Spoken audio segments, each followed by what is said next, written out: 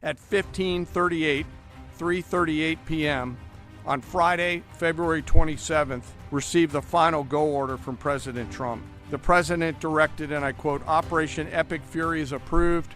No aborts. Good luck." What you're about to hear is a Pentagon briefing describing the opening phase of a large-scale U.S. military operation. Officials say the order came directly from President Trump and triggered coordinated strikes involving multiple branches of the U.S. military. The briefing outlines how the operation unfolded, from the first missiles launch to the broader strategy behind it. Let's listen to the details of how the operation began. Air crews began loading their final weapons, 9:45 local a.m. Tehran time. As dawn crept up across the Central Command AOR, the skies surged to life. This was a daylight strike based on their trigger event. The first shooters at sea were Tomahawks unleashed by the United States Navy. This was a massive, overwhelming attack, striking more than 1,000 targets in the first 24 hours. American B-2 bombers, which again from the continental United States, dropping precision, penetrating munitions on Iranian underground facilities. I am aware of the loss of 3 U.S. Air Force F-15Es overnight in the region. We expect to take additional losses. On Saturday, 28 February, at 01:15 Eastern Standard Time, 9:45 a.m. local Tehran time, on the orders of the President of the United States, U.S. Central Command, under the command of United States Navy Admiral Brad Cooper, commenced Operation Epic Fury. As I said, I'm going to walk you through the initial phases of the operation. But first, I want to express my deep condolences and the condolences of the Joint Force to the Department of War personnel killed and wounded in actions thus far. And this is where the briefing shifts tone. The speaker moves from describing the military operation itself to acknowledging casualties and the human cost of combat. That moment underscores how significant this operation is, not just strategically, but personally for the service members involved. It also signals that the operation is expected to continue for some time, with officials preparing the public for the realities of extended military engagement. As the Secretary said, they're heroes and represent the best of our nation has to offer. They're true examples of what selfless service means. Our deepest and heartfelt condolences are with their families, their friends, and their units. We grieve with you and we will never forget you. So let me start with a few details. First, to be clear, as the Secretary said, this is not a single overnight operation. The military objectives that CENTCOM and the Joint Force have been tasked with will take some time to achieve, and in some cases will be difficult and gritty work. We expect to take additional losses, and as always, we will work to minimize U.S. losses. But as the Secretary said, this is major combat operations. At 15:38, 3:38 p.m. on Friday, February 27th, the United States Central Command, through the Secretary of War, received the final go order from President Trump. The president directed, and I quote, "Operation Epic Fury is approved. No aborts. Good luck," close quote. In the region, every element of the Joint Force made their final preparations. Air defense batteries readied themselves, checking their systems to respond to Iranian attacks. Pilots and crews rehearsed their strike packages for the final time. Air crews began loading their final weapons, and 2 carrier strike groups began to move towards their launching points. Across the globe, our operations centers came alive in Tampa, Florida, here at the Pentagon, and of course forward in the Central Command AOR. As always, operational security was paramount as we sought to maintain and sustain the element of surprise. This operation was highly classified so that at H hour, the enemy would see one thing: speed, surprise, and violence of action. The first movers were U.S. Cybercom and U.S. Spacecom, layering non-kinetic effects, disrupting and degrading and blinding Iran's ability to see, communicate, and respond. At H hour, the beginning of major combat operations, 01:15 local Eastern Daylight Time, 9:45 local a.m. Tehran time, as dawn crept up across the Central Command AOR, the skies surged to life. More than 100 aircraft launched from land, sea, fighters, tankers, airborne early warning, electronic attack, bombers from the States, and unmanned platforms, forming a single synchronized wave. This was a daylight strike based on a trigger event conducted by the Israeli Defense Forces, enabled by the U.S. intelligence community. The first shooters at sea were Tomahawks unleashed by the United States Navy, closed in on Iranian naval forces, and began to conduct strikes across the southern flank in Iran. On the ground, forces fired precision standoff weapons, measured, deliberate, precise, and lethal. This was a massive, overwhelming attack across all domains of warfare, striking more than 1,000 targets in the first 24 hours. We are now roughly 57 hours into the operation. In the initial phase, CENTCOM's focus was systematic targeting of Iranians' command and control infrastructure, naval forces, ballistic missile sites, and intelligence infrastructure designed to daze and confuse them. Coordinated space and cyber operations effectively disrupted communications and sensor networks across the area of responsibility, leaving the adversary without the ability to see, coordinate, or respond effectively. The combined impact of these strikes, swift, precise, and overwhelming, has resulted in the establishment of local air superiority.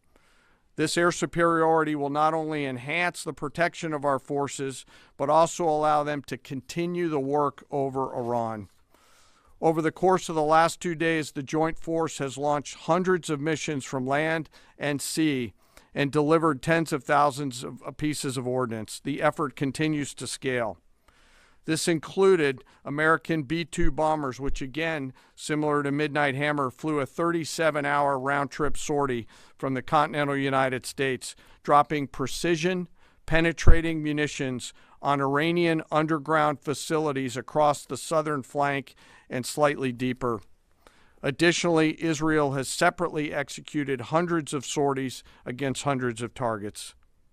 Beyond Air Force and Navy aircraft strike packages, coordinated salvos of precision standoff weapons from across the region have neutralized hundreds of pre-planned targets. As I mentioned earlier, in support of these kinetic operations, U.S. Cybercom and Spacecom have continuously layered effects to disrupt, disorient, and confuse the enemy. I will note that this operation had several combat firsts, which I'll allow at some point in the future Admiral Cooper to talk about since he owns the AOR. While we've prosecuted a relentless offensive campaign, our defense has been equally important. Across the theater, operations have remained steady and disciplined. Once again, our integrated air and missile defense network is performing exactly as it's intended. U.S. Patriot and THAAD batteries, along with ballistic missile defense-capable Navy destroyers, continue to coordinate and execute intercepts with precision and consistency. I wish that every American could hear the voice communications like I have as these joint operations centers remain calm, focused, and cool while executing under fire over and over again. Collectively, these systems have intercepted hundreds of ballistic missiles targeting U.S. forces, our partners, and regional stability. The threat from one-way attack UAVs has remained persistent. Our systems have proven effective in countering these platforms, engaging targets rapidly. Each intercept represents hundreds of hours of training, readiness, and technology all coming together to work as designed. We will remain vigilant in the counter-UAV fight. And the defense of the region is not ours alone.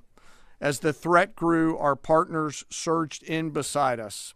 Air defense batteries in Qatar, the UAE, Kuwait, Jordan, and Saudi Arabia joined the fight, proof positive that years of training, trust, and hard-earned integration pay off. I am aware of the loss of 3 U.S. Air Force F-15Es overnight in the region. I am grateful for the safety of the crews, and we know that this was not from hostile enemy fire. As this matter's under investigation, I'll not comment further on this. Let me close. Operations will remain active across the theater and across the globe.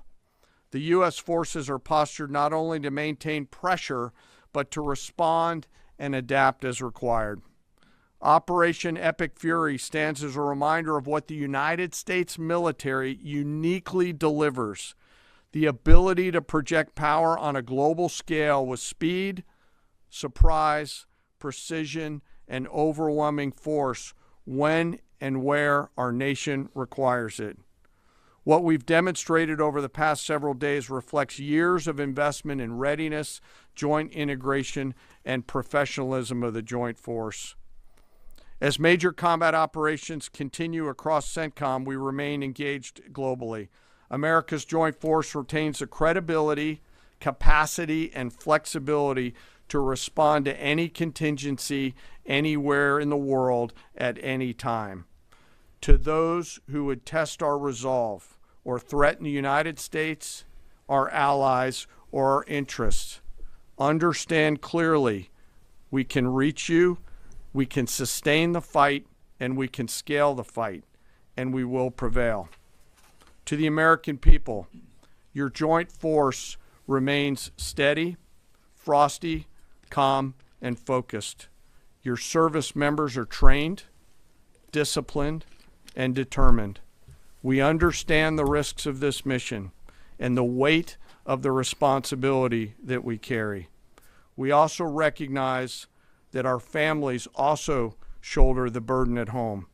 You are a part of this too. I am proud today, as I am every day, to stand as a member of America's Joint Force. There is no mission too complex, no distance too great, and no adversary too determined for the men and women who wear our nation's uniform. We mourn our fallen, we honor their families, and we continue our mission with focus, unity, and strength. So let me talk about the preparation and the planning. On February 28th, the full strength of America's armed forces came together in a unified purpose against a capable and determined adversary. The United States Army, Navy, Marine Corps, Air Force, Space Force, Coast Guard, and our reserve components integrated across our combatant commands and began coordinated operations with the Israeli armed forces of an unprecedented scale. As the Secretary laid out, our military objectives are clear. Our mission is to protect and defend ourselves and, together with our regional partners, prevent Iran from the ability to project power outside of its borders, and be ready for follow-on actions as appropriate. Across every domain, land, air, sea, cyber, the U.S. Joint Force delivered synchronized and layered effects designed to disrupt, degrade, deny, and destroy Iran's ability to conduct and sustain combat operations. On the U.S. side, this marked the culmination of months and in some cases years of deliberate planning and refinement against this particular target set. From precision strikes against key military infrastructure to persistent intelligence and targeting integration to the close coordination of the components across vast distances, this operation again demonstrated America's reach, readiness, and professionalism, and that of our joint united force. It was historic not only in the operational scope, but in the level of joint integration displayed across every element of the joint force. And as I said earlier, this work is just beginning and will continue. So now to talk a little bit about setting the force and setting the theater. On the order of the Secretary of War over the last 30 days to reinforce deterrence and provide the President with credible options should action be required, the Joint Force began to systematically reposition assets and personnel across the region. These movements ensured that U.S. forces remained postured, protected, and ready to respond decisively for any emerging threat. This deployment included thousands of service members from all branches, hundreds of advanced fourth and fifth generation fighters, dozens of refueling tankers, the Lincoln and Ford Carrier Strike Group and their embarked air wings, sustained flow of munitions, fuel, supplies, all supported with command and control, intelligence, surveillance, and reconnaissance network. And the flow of forces continues today. In fact, Admiral Cooper will receive additional forces even today. This rapid buildup of forces demonstrated the joint forces' ability to adapt and project power at the time and place of our nation's choosing. I want to highlight a couple specific cases for you. The Gerald R. Ford Carrier Strike Group, which many of you know was down in the Western Hemisphere, redeployed across the Atlantic to set the theater. The ship, her crew, their families, and the entire strike group took a deep breath and, as they always do, began planning to conduct combat operations. The integrated Reserve and National Guard forces have continued to demonstrate the value of America's reserve forces, including the Wisconsin Army National Guard operating in Kuwait and Iraq, and Air National Guard units from a variety of states to include Vermont and Virginia. In the case of the Vermont Air National Guard and the 158th Fighter Wing, they were mobilized for Operation Absolute Resolve and then were tasked to take their F-35As across the Atlantic instead of going home to be prepared to support this operation.